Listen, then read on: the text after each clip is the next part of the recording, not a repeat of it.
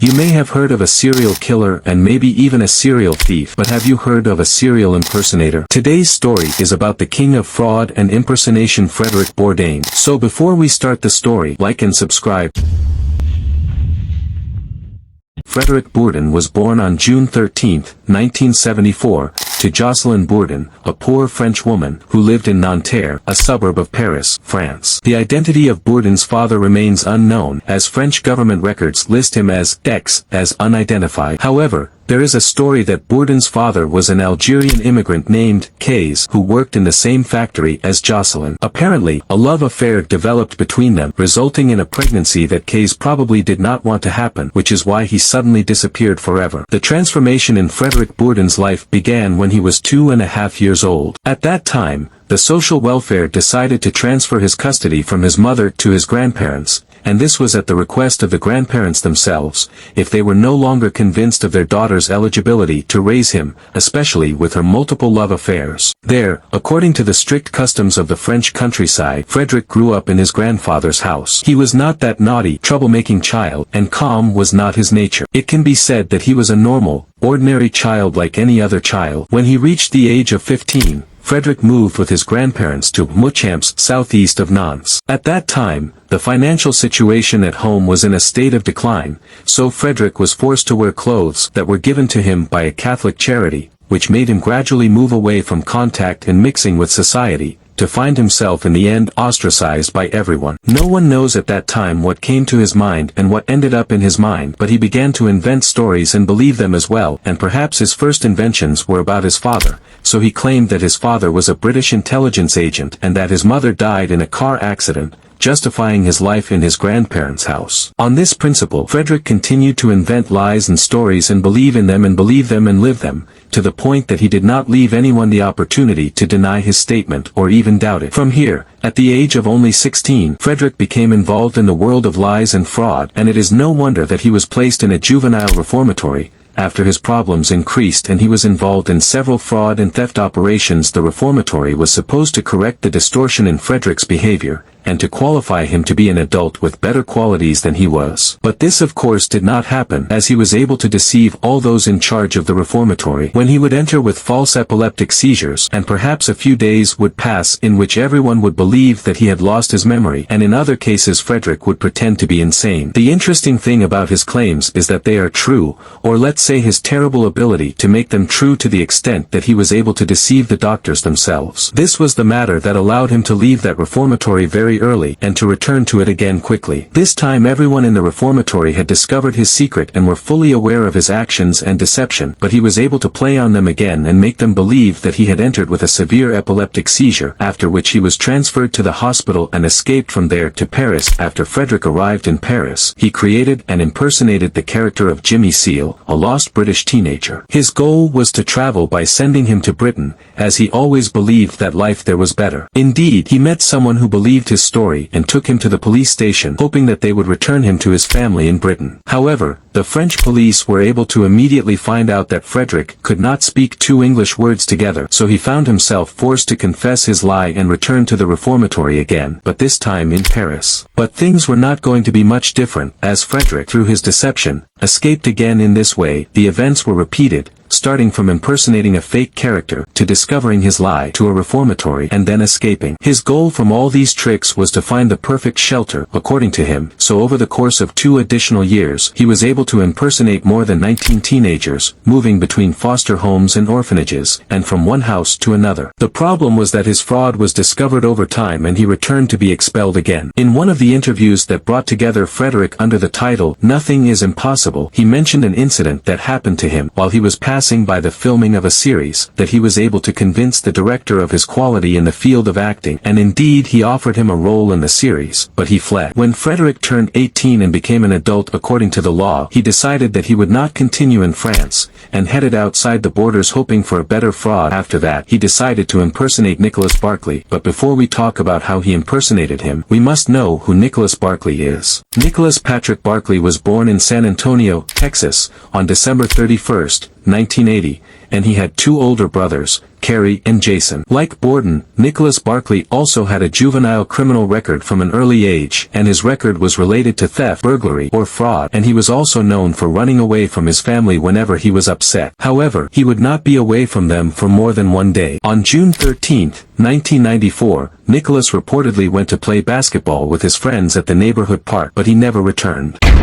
His brother Jason had asked him to accompany him home at the time, but Nicholas told him to go alone because he wanted to meet his girlfriend. After his disappearance for days, an investigation was opened into the missing Nicholas, but the police did not have much evidence or information that could lead to him. When he disappeared, he only had about $5, so the police considered it unlikely that he had rented a room in a hotel, and he was not present at any hospitals or police stations in the area. 3 months after Nicholas disappeared, Jason contacted the police again, claiming that he had seen his brother trying to break into their garage. However, by the time the police arrived on the scene, Jason claimed that his brother had already fled. While Frederic was in Spain in October 1997, he contacted the police again, claiming that he was a young boy in need of help. In an attempt to conceal his identity, since he had become known throughout Europe, Bourdin claimed that he was from the United States. The National Center for Missing and Exploited Children was immediately contacted, and after being informed that a teenage boy had been found in Europe after being missing for an unspecified number of years,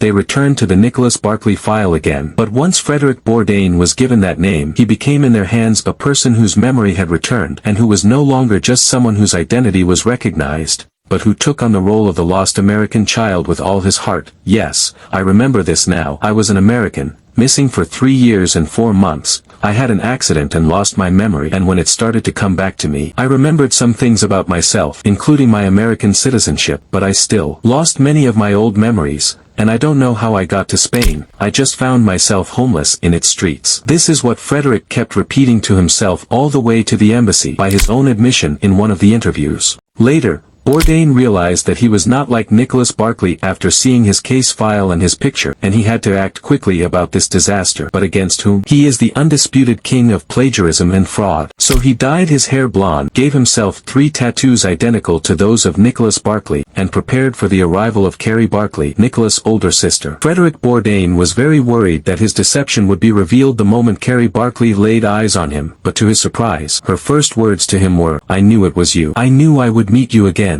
Despite Frederic's brown eyes, which were of course different from Nicholas's blue ones, the age difference between the original Nicholas and Frederic, who was 7 years older, and despite his French accent, Kerry confirmed that the person before her was her lost brother. After Kerry swore that Frederic was her brother, he was given a U.S. passport and a flight to Texas. Since she had sponsored him, the authorities had raised no questions. When Frederic returned to Texas, he found the entire Barkley family waiting for him. They welcomed him warmly as their son and the savior of their life. However, he was still under surveillance, which his family attributed to the abuse he had suffered based on new memories. Bourdin claimed that he had been kidnapped and that, during that time, he had been physically and sexually abused, and that his French accent was due to living in Europe for so long. Bourdin also attributed the change in his eye color to experiments that had been performed on him, which involved putting a solution in them. Frederick's fear during his life with the Barkley family that Nicholas would suddenly return, or that his murder would be discovered through someone's confession, made him ask about every little thing related to Nicholas, under the pretext that he wanted to reach his lost memories. He looked into all the details of Nicholas, and saved the events written in his diary. Since Frederic Bourdin claimed to have been kidnapped by a gang in the United States, before being sold to sex traffickers in Spain, he was interviewed by FBI agent Nancy Fisher a few weeks after his arrival in the United States, to write down some information that could benefit the FBI in some cases, especially those related to kidnapping networks and the so-called white slave trade. During that interview, Nancy noticed the black roots of Frederic's hair under his blonde hair, which he had forgotten to re-dye, which prompted her to put him on the list of suspicion. In the same way, Charlie Parker, a private investigator, was able to suspect Frederic while investigating the kidnapping of Nicholas Barkley. Parker pointed out that Bourdin's ears did not match Nicholas's ears, and after confirming that there was no way that the eye color could have changed, Parker told the Barkley family about his discovery. But the family's resentment at the continued suspicion, and perhaps their joy at the return of their son, made them reject any claims that would distance Nicholas from them. Fisher again tried to convince Beverly, Bourdin and Nicholas' mother, to allow the police to take blood samples. samples. Although she was initially unsuccessful, in February 1998, Fisher obtained the necessary consent to take blood samples and fingerprints. On March 5, 1998, Beverly Barkley was certain that Frederic was not Nicholas. She contacted Detective Parker, who arrived the next day and heard Bourdin confess his true identity and the fact that he was wanted by Interpol. Parker contacted Fisher, who in turn contacted Interpol, and within 2 hours Bourdin was arrested and taken away by the authorities. There, Frederic Bourdin confessed and pleaded guilty to passport fraud and perjury, and was sentenced to 6 years in prison. But even while in prison, Bourdin tried to maintain the story he had copied from the character of Nicholas Barkley. He began to tell it to every journalist who came to interview him until demands began from the community to prosecute the organizations that kidnap and traffic children. Of course, this organization only existed in Frederic's imagination, but as usual, he was able to turn it into a reality, and even into a dangerous bogeyman that watches over any child waiting for an opportunity to devour him. The mission of deceiving the press was successfully completed, and when Bourdin thought that he was gaining a supportive fan base,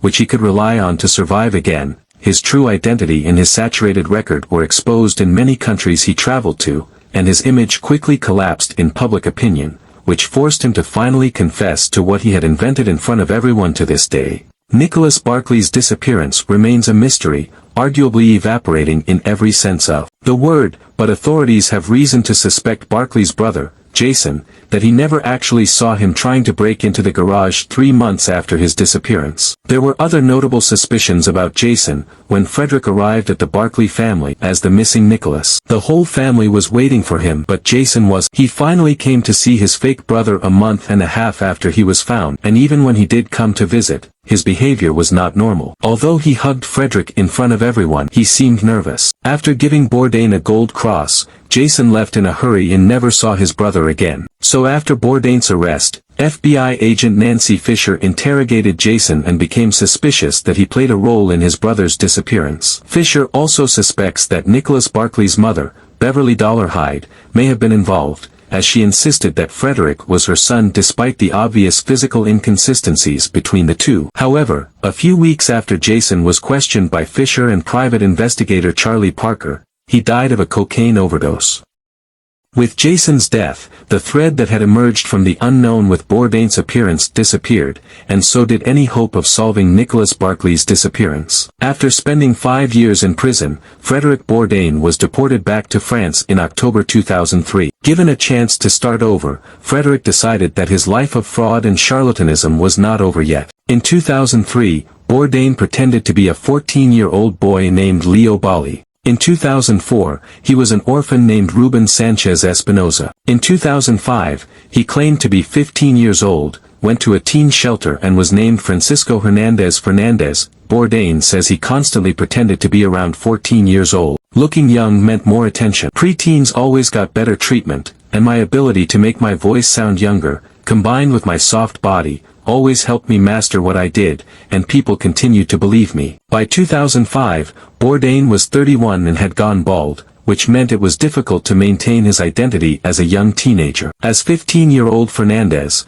Bourdin always covered his head, in addition to claiming that he had lost his family in a car accident. He also claimed that the car accident left him with scars on his head, which is why he never took off his hat. Francisco Hernandez Fernandez ended up being Frederic Bourdin's final false identity because he was then placed in the St. Vincent Delaware Paul Asylum near Pau, France. Bourdin then enrolled in the college Jean Monnet, a local high school. There he made many friendships, the deepest of which was with student Rafael Pessoa de Almeida, and Bourdin quickly found a place for himself among the other children. The deception lasted for a month. But on June 8, 2005, the school principal reported that she had seen a TV show about a French adult who was known for impersonating children and insisted that Fernandez looked exactly like him. When police arrived and handcuffed him, they finally removed his hat, revealing his bald head instead of scars. At that point, Bourdin's voice reportedly changed to his usual raspy adult voice and said, "I want a lawyer." Bourdin was again sentenced to 6 months in prison, on probation, for forgery and impersonation. The incident made Frederic a celebrity, as the greatest serial con artist in the history of France, and perhaps Europe, but although the publicity ended his career as a con artist, it also brought him back to his wife, who had seen him on television, and whom he married in 2007. They now have 5 children. Throughout his life, Frederic Bourdin claims to have created up to 500 different fake identities for himself, many of them real teenagers who had been reported missing. In 2012, Bart Layton directed a documentary entitled Bourdin, The Imposter, which included interviews with both Bourdin and members of Nicholas Barclay's family. However, the film generally focuses more on the Barclay family than on Bourdin's personal history. Until 2021, Frederic Bourdin was still with his wife and children, and when asked if he would embark on a new fraudulent journey, he said, "I really miss my old life. I may have been a fraud, but I used to draw happiness, even if it was fake, on families who meet their son after a long absence. It is true that my journey was intended to search for the ideal place to live, but many beautiful human situations, I was able to contribute to them. Now I have a wife and children, they are everything to me, and as long as impersonation will distance me from them, I will continue to stay away from it." And here we have reached the end of a story. I hope you liked it. Don't forget to like and subscribe.